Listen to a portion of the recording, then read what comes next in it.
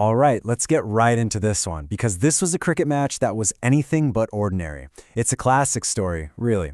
Individual brilliance going up against a solid team effort, packed with some absolutely stunning fireworks and, well, a pretty heartbreaking finish. This headline really just says it all, doesn't it? One player put on an unbelievable show, a truly incredible effort against what seemed like impossible odds. But in the end, it just wasn't enough. So here's how we're going to break this whole thing down. We'll set the stage, get into New Zealand's batting blitz and the collapse that came next, and then dive into the main event, Shivam Dube's heroic stand, its cruel ending, and what it all really means. Now, on paper, you might call this a dead rubber. India had already sealed the series 3-0. But, for a top team like New Zealand, there's no such thing as a meaningless game. This was all about playing for pride. And here's where it gets really interesting.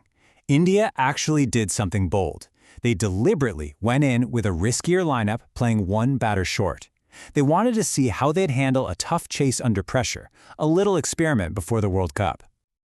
And well, New Zealand was more than happy to give them that test. They came out swinging with a clear plan to put a massive total on the board and really challenge India's experimental batting order. Their openers, Seifert and Conway, were just on fire. I mean, they put on a 100-run partnership in just over 8 overs.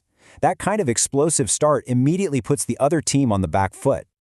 And it wasn't just a two-man show. Seifert go player of the match for his fantastic 62 shore, but you had Conway and then Daryl Mitchell coming in and making sure that momentum never slowed down. It was a complete team batting performance. So, the bottom line is this. They posted 215. Not just a big score, but their highest of the entire series. It meant India needed to pull off a record-breaking chase to win this thing. The stage was absolutely set. Okay, so how did India's big experiment work out? Well, to put it bluntly, it was a total disaster, right from the very first ball. Just look how quickly this all fell apart. A wicket on the first ball, the captain out inside 2 overs. Before you knew it, 4 of their main guys were gone. The whole top order was just gutted. By the time the 11th over rolled around, India was in massive trouble. Half the team was out, with the required run rate just skyrocketing. At this point, you're thinking game over, right? The match looked completely finished. But then, just when all hope seemed totally lost, one guy decided he wasn't done yet, and what came next was this absolutely breathtaking display of power hitting that nobody saw coming. This was the moment. In just 1 over from Ish Sodhi, Shivam Dube just exploded for 29 runs. He single-handedly grabbed the game by the scruff of the neck and dragged India right back into it. It was an unbelievable assault. The commentators were going absolutely wild, and you can see why. He was just launching these monster sixes, didn't seem to care about the pressure or the wickets falling at the other end. It was just pure incredible hitting. I mean, think about that. He got to his 50 in just 15 balls. That's one of the fastest half-centuries an Indian player has ever scored. It was just a complete masterclass in T20 batting. His final numbers are just wow. 65 runs off 23 balls with 7 massive sixes. His incredible solo effort completely changed the game and gave India a fighting chance when they had absolutely no right to be in the contest. And just when you started to believe the impossible could actually happen, the game of cricket reminded everyone how cruel it can be. The hero's incredible journey came to the most ridiculously unlucky ends you can imagine. You really couldn't write this stuff.